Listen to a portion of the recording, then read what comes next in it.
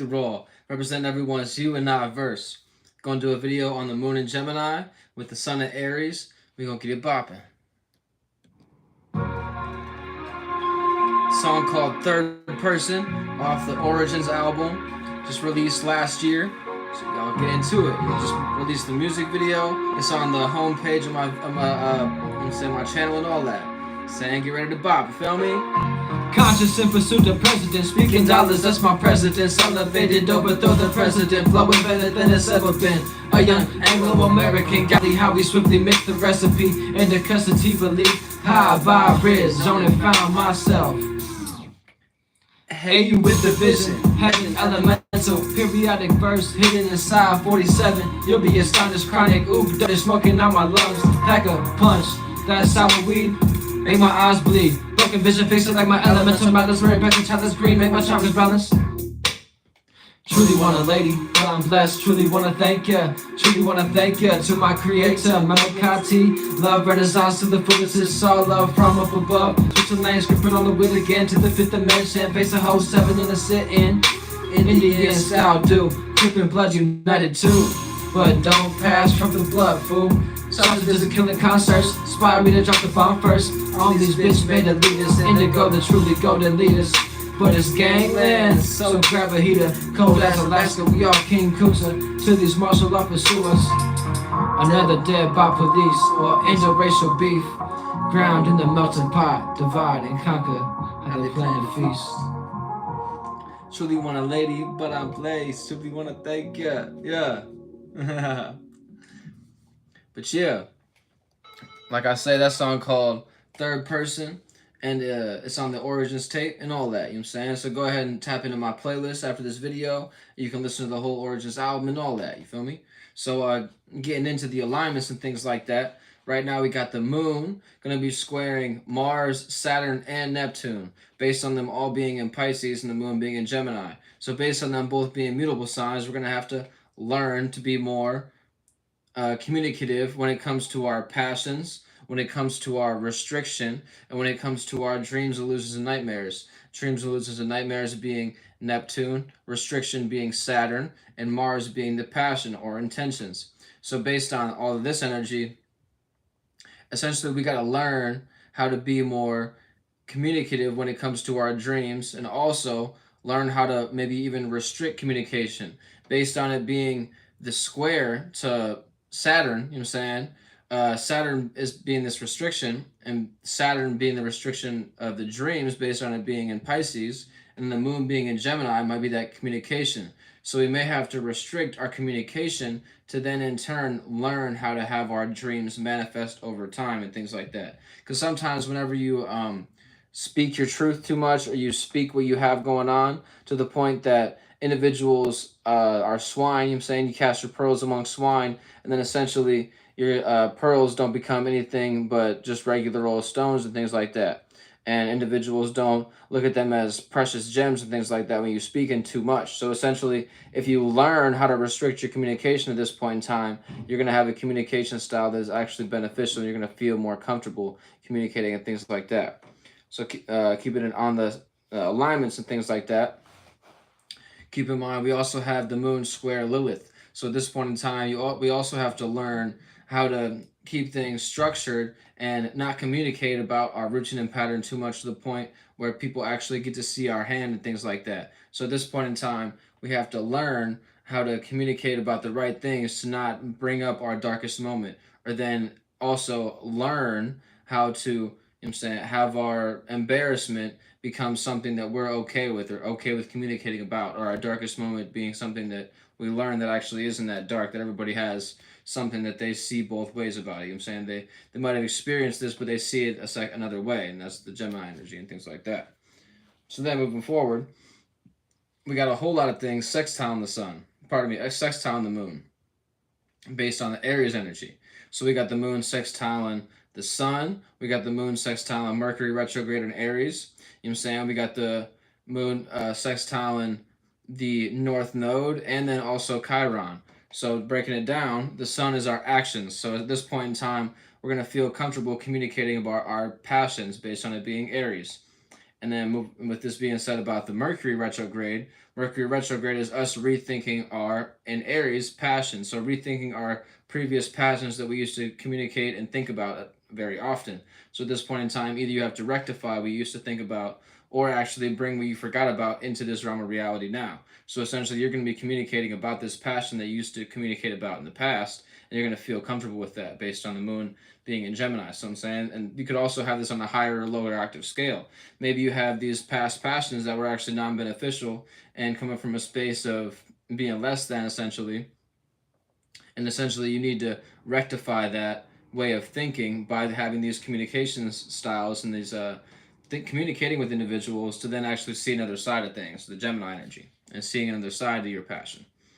And then also it being in Venus, having Aries in Venus, and then the Moon in Gemini, we're having this sextile, so seeing an opportunity of how to communicate about love, communicate about things that you value. And at this point in time, it's going to be debilitated based on Venus and Aries being debilitated. Venus and Libra is at home, so Venus and Aries is debilitated and it has to work with what it's got. So essentially, we have to work with the passion that we got and then in turn value that passion to then in turn have a communication style that we can feel comfortable about based on this Gemini energy. So essentially, we have to see what we actually value and communicate about what we're seeing that we value and see if these things actually correlate and they can come out to be a harmonious circumstance. Just because something is a sextile or a trine doesn't mean it's actually beneficial. You have to look at what planets are working with and what energies are there. So like based on the Venus being in Aries, it's kind of a difficult energy to work with, but we still also are going to see the opportunity of what to be passionate about and what value to, what passion to value essentially. And based on the North Node is always going to be our uncomfortable circumstance. So the South nodes are comfortability and the North nodes are uncomfortability. So we're going to have an opportunity to see the passion or the destiny that was actually an uncomfortable circumstance and learn to communicate about this to put it in a more lighter circumstance. Or we're going to have an opportunity to see our destiny or see a path to um, I'm saying, I want to say destiny again, yeah, or our like path that we see ourselves taking and things like that. And then also Chiron being in Aries, we're also going to see the opportunity of how we're a wounded healer as well. So essentially, that passion that we keep on trying to have work out, we're going to end up having to heal ourselves, and we're going to at this point in time have a opportunity to see what we're actually hurting ourselves about in our communication styles. Kind of goes back to that less than thing. If you're communicating and you feel less than in your communication, then you already are wounded in that aspect. You know what I'm saying? We all have certain things that we like cope with. We all have certain coping mechanisms, and that's kind of what Chiron plays out to be, that wounded healer, and ends up being our coping mechanisms and how we, you know what I'm saying, and in turn, get ourselves back on, you know what I'm saying, on the right foot, so to speak. So it's like Chiron's that energy that keeps on trying the same thing, but ends up, you know what I'm saying, taking the grunt of it, like taking the part of the circumstance that isn't actually as beneficial, like taking the heat, so to speak. So essentially, we're going to see an opportunity to feel comfortable communicating about where we're actually being hurt over and over again.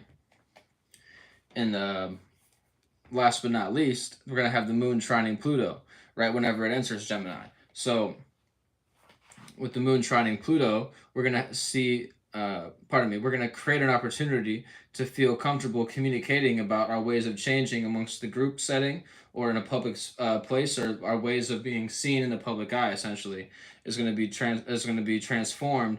We're going to have this opportunity. We're going to create this opportunity to communicate about this if you're on the higher octave. So essentially, at this point in time, you want to communicate about what is transforming in your life or what you actually want to transform and what to transform before it transforms you, essentially. So yeah, with all this being said, I like to kind of put it all in a nutshell to say this is communicating a passion. So based on it being that sextile, we're going to see an opportunity to communicate a passion. So with all this being said, we're now going to run down the houses. So Gemini is going to have the moon in the first house. So it's going to be this personal or individual circumstance. So they're going to be communicating personally or communicating about oneself. So essentially, if you feel comfortable communicating about oneself, so that means you're on the higher octave. If you feel uncomfortable communicating about oneself or communicating about one's personal circumstances, their individual, Yeah, circumstances, that means you're on the lower octave. So essentially just get yourself psyched up to be able to actually communicate about oneself, and you're essentially putting yourself on the road to be on the higher octave. So then Gemini in the second house, this is Taurus rising. So then for the Taurus rising, they're having Gemini in the second house, so it's all about values and valuing their communication style. So essentially at this point in time, the Taurus has to value what they actually have skills upon and what they generally work on over and over again, so then they can in turn communicate about these values of a person, place, thing, or idea. And then moving forward, the Aries is going to be the third house in Gemini. It's going to be that sextile energy. So they're going to see the opportunity in the environment to see who to talk with, or see what ways to think, or the other way, or seeing the other side of things is what the Aries is going to see the opportunity to see. They're like, oh, okay, I may have seen this always this way. I always see this character, but the moon in Gemini, now I'm seeing the other side of things. And it's that sextile, so they have the opportunity to see the other side of things, essentially. And then moving forward, the Pisces rising is having the fourth house in Gemini. So based on the fourth house in Gemini for the Pisces rising, it's a square, so a learning process. So essentially the Pisces has to learn how to be more communicative about their heart, learn how to be more communicative about their privacy, learn how to be more communicative in the things that they actually have going on in the home and things like that. So this can be a difficult time for the Pisces, because the Pisces is generally more a yin sign. They're more internal and they don't want to be extrovertive like that Gemini energy. And essentially, you have to learn how to pull that out of oneself and communicate about that and make yourself feel that, okay, it is actually beneficial to talk about things that are close to my heart. And as long as I can find the right thing close to my heart to bring out and communicate, then boom, that'll be beneficial whenever we have the moon in Gemini for the Pisces. So the Pisces just has to learn how to communicate more, essentially, and feel more comfortable communicating. The Aquarius rising is having the fifth house in Gemini, so it's going to be that trine. So they're going to see the opportunity to express themselves, or express themselves in a group setting and things like that, or in a public space is where the Aquarius rising is going to have this Gemini energy participate. So they're able to see both sides of their expression and see, okay, when I express myself in this aspect, this group sees how I understands me and things like that. But this other group doesn't understand me whenever I express myself like this. So let me try this other expression to then in turn have this beneficial communication, or this beneficial conversation. So it's that trine. So they're able to create the opportunity based on both being air signs. And then the Capricorn rising is having the sixth house in Gemini, which is the in conjunction, so they're misunderstanding. So at this point in time, the Capricorn has all these thoughts in their mind. They're not used to having all these thoughts in their mind. So in turn, they have to learn, or I'm saying, comprehend this misunderstanding that they're going through of why all these thoughts are going through their mind and why they feel comfortable communicating about all these thoughts. So then they have to learn how to actually put it on the right routine and pattern to actually have a beneficial circumstance come out of this and things like that. So essentially, the Capricorn has to prioritize the right thoughts to then in turn put the right things on their routine and pattern. And then moving forward, for the Sagittarius rising, they're having the seventh house in Gemini. So they could either be opposing or add on to the Gemini energy. So it's either they could be opposing the conversation or actually add on to the conversation, add on to a relationship or be opposite to a relationship. So it's like the Sagittarius kind of has this escape mentality sometimes. So essentially, don't escape the conversation, participate, and don't be so brash whenever you do communicate. Be more adding on to the conversation instead of seeing what you could oppose. Essentially, is whenever we have the seventh house energy of participating. So then moving forward, the Scorpio rising is having the eighth house in Gemini. So on the other side of the on the other side of the opposition, you have an in conjunction, right? And that's how it works. So the Scorpio is having this in conjunction to the Gemini energy, and essentially the Scorpio is so deep in the water that sometimes they misunderstand that they got to get a breath of fresh air. So essentially, you have to realize that there is going to be some conversation and communication needed to actually have this rebirth, participate in things like that, and to transform your circumstances, and to have the things behind the scenes actually come to the light, essentially bring that fresh air. And then moving forward, the Libra rising is having the trine. So they're able to create an opportunity with their morals or their experiences or their knowledge and wisdom. So essentially, the Libra is seeing both sides of things and how they could actually conduct themselves morally to have this beneficial circumstance play out. So essentially, you're either communicating about things that are morally bringing you to a higher octave and you feel comfortable communicating about these things, or you're on the lower octave and you feel uncomfortable communicating about your morality and things like that. And then for the Virgo rising, they're having the 10th house in Gemini, so it's going to be that square, that learning process. So they're communicating about business and learning what to worry about to actually communicate the right things in their business. So with this being said, the Virgo is learning, okay, what thoughts are actually most necessary to communicate and which ones should I prioritize, essentially. So they're learning what to communicate about in the business realm and in their career to have it move forward and things like that. And the Leo rising is having the 11th house in Gemini, which is the sextile. So seeing an opportunity in your associates or your group space, or putting yourself on the internet, essentially, is what I'm doing as a Leo rising right now. And that's going to be your association or your group, or being amongst your group and things like your group of people that you create and things like that. So you're able to see the opportunity of what to associate or what group space to participate in to then have a beneficial conversation and feel comfortable communicating. Like this right here, I feel so comfortable communicating with this because I really enjoy doing it. I really love teaching about astrology. I love bringing people to the space and bringing people to the water so they can make their own cup, so to speak, and bringing the horse to the water so you can drink and things like that. You feel me? And that made me feel comfortable and things like that. So I like bringing people to that group space, or bringing people to that associated space where they can actually associate with others and also associate with oneself in that third person perspective and things like that. And last but not least, the Cancer rising is having the 12th house in Gemini. So the dreams, illusions, and nightmares, or it could be an ending, or you can be communicating about an ending. Is essentially what may be going on for oneself right now. Or you could be communicating about a dream that just ended. So essentially for the Cancer rising, they have to see that things are in an illusionary state right now. And you may not want to communicate about all the dreams, illusions, and nightmares that you do have going on, but there may be an ending, and you may need to communicate about that to get it off your chest and things like that.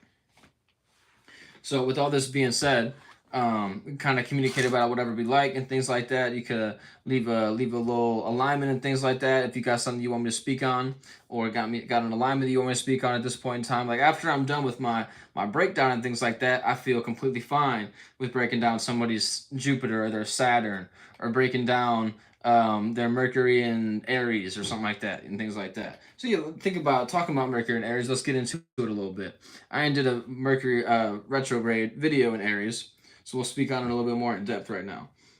Just like I say, that retrograde is things coming up from the past, and Mercury is thinking, communicating, and putting and writing things down, even like putting things on a list and things like that, and thoughts.